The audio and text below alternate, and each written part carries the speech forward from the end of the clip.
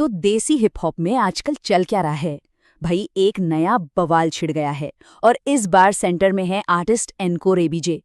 हाल ही में वो इंस्टाग्राम पर लाइव आए थे और उस एक लाइव ने पूरे सीन में कह सकते हैं कि आग लगा दी है।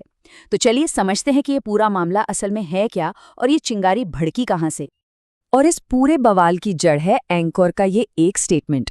उन्होंने लाइव आकर साफ साफ कहा, मेरे को किसी से कोई भसड़ नहीं है। तो पर सवाल ये उठता है कि अगर किसी से कोई दुश्मनी नहीं है तो इतना बड़ा हंगामा खड़ा ही क्यों हुआ? यही इस पूरी कहानी का सबसे दिलचस्प हिस्सा है।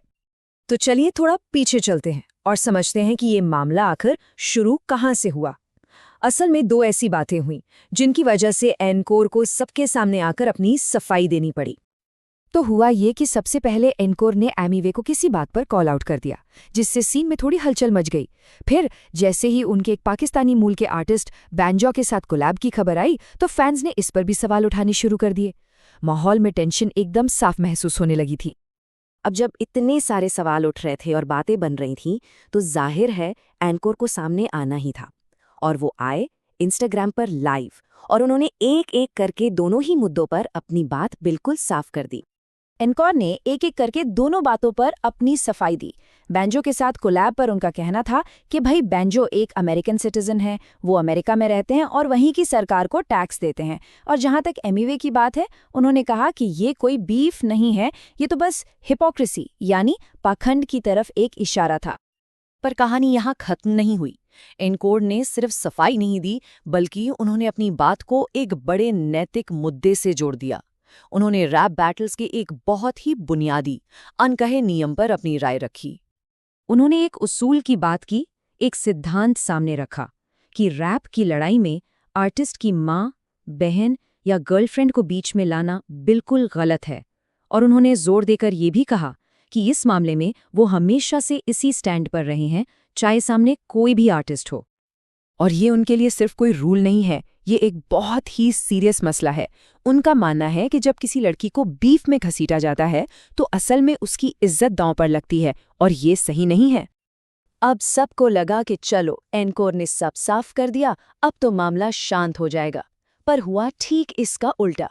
उनके लाइव सेशन ने तो जैसे बहस की एक नई ही आग भड़का दी। जैसे ही एनकोर का लाइव खत्म हुआ, देसी हिप हॉप सीन के दूसरे बड़े आर्टिस्ट भी इस बहस में कूद पड़े और सोशल मीडिया पर एक के बाद एक तीखे रिएक्शंस आने शुरू हो गए। सबसे पहले आवाज आई एसओएस ग्रुप के तुफैल की तरफ से। उन्होंने सीधे तौर पर किसी का नाम तो नहीं लिया, लेकिन उनका ये कहना कि पाखंड की आलोचना करने वाले ही सबसे बड़े पाखंडी होते हैं, ये सीधे सीधे एनकोर की तरफ ही एक इशारा था। और फिर आए कलम इंक, जो पूरे फॉर्म में थे। उन्होंने एमिवे के लिए अपना सपोर्ट फिर से दिखाया और सीन के बाकी आर्टिस्ट पर निशाना साधते हुए उन्हें नकली और बिना रीढ़ वाला तक कह दिया। मतलब विवाद और गहरा गया। तो इन सब बयानों और पलटवार के बाद सीन का माहौल कैसा है? सीधी सी बात है, देसी हिप हॉप का सीन इस वक्त दो खेमों में बटा हुआ नजर आ रहा है। कलाकार और उनके फैंस सब अपनी अपनी साइड ले रहे हैं। तो मोटा मोटा हिसाब ये है कि एक तरफ एनकोर हैं जो अपने उसूल पर खड़े हैं, दूसरी तरफ तुफैल हैं जो उन पर पाखंड का इल्जाम लगा रहे हैं, और फिर कलम इंक हैं जो एमिवे के साथ मजबूती से खड़े हैं और पूरे सीन से ही अपनी नाराजगी जाहिर कर रहे हैं। तो एनकोर तो आए थे आग बुझाने, पर अब सवाल ये उठता है कि क्या उनकी बातों ने पानी का काम किया या फिर घी का?